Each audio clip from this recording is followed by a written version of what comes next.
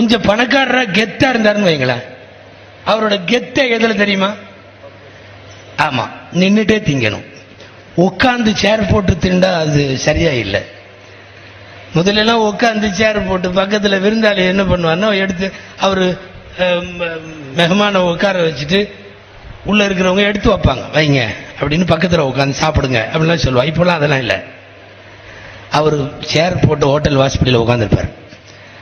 பெரிய ஹோட்டல், வாங்கம்பர், வந்துருவோம், போங்கம்பர், நாம போயிடும்.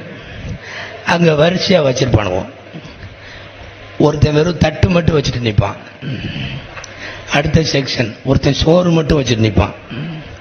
நீங்க இந்த தட்டு கொடுக்குறவன்ட்டு சோறு கேட்க கூடாது. காரணம் அவன் தட்டுக்குன்னு நியமிக்கப்பட்ட மலக்கு.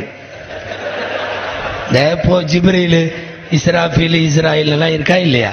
உயிர் வாங்குறவங்க ஜிப்ரீல் அலைஹிஸ்ஸலாம், அப்புறம் இது மழை கொடுக்கறவங்க மீகாயில் அலைஹிஸ்ஸலாம், அந்த மாதிரி இருக்கா இல்லையா? இவன் தட்டுக்கு மட்டும்தான். அதை கொடுத்துட்டு அவன் நின்றுக்குவான். கொஞ்சம் நகரணும், நகர்ந்தீங்கன்னா அவன் சோறு மட்டும் போடுவான். அவன்கிட்ட சால்னா கேட்கக்கூடாது, அதுக்கு நியமிக்கப்பட்டவன்.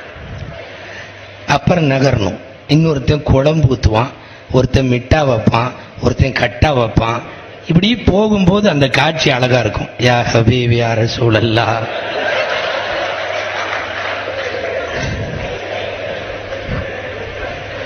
இதுல இன்னொரு செய்தி இருக்கு, என்ன தெரியுமா? இந்த காட்சியை சொல்லும் போது இவ்வளவு தூரம் சிரிக்கிற நீங்க விருந்து கூப்பிட்டா தவறாம தட்டை தூக்கிட்டு போயிடுறீங்க. இல்ல நடக்குதா இல்லையா? பாக்கறதுக்கு பிச்சைக்காரன் போற மாதிரியே இருக்கும். ஆமா, அவர் வரிசையா அப்படி போவார். ஒவ்வொருத்தன்ட்டையா ஏந்தி அவன் ஒவ்வொருத்தனா எல்லாத்தையும் வச்சு கடைசியா லாஸ்ட்ல தட்டுல ஓரளவு ஃபுல் ஆயிரும், இடமெல்லாம் ஃபுல் ஆகி ரெண்டு கையில இப்படியே போவார்ல, தபக்குன்னு தண்ணி பாட்டில கொடுத்துருவான். பிரச்சனை ஆயிரும்.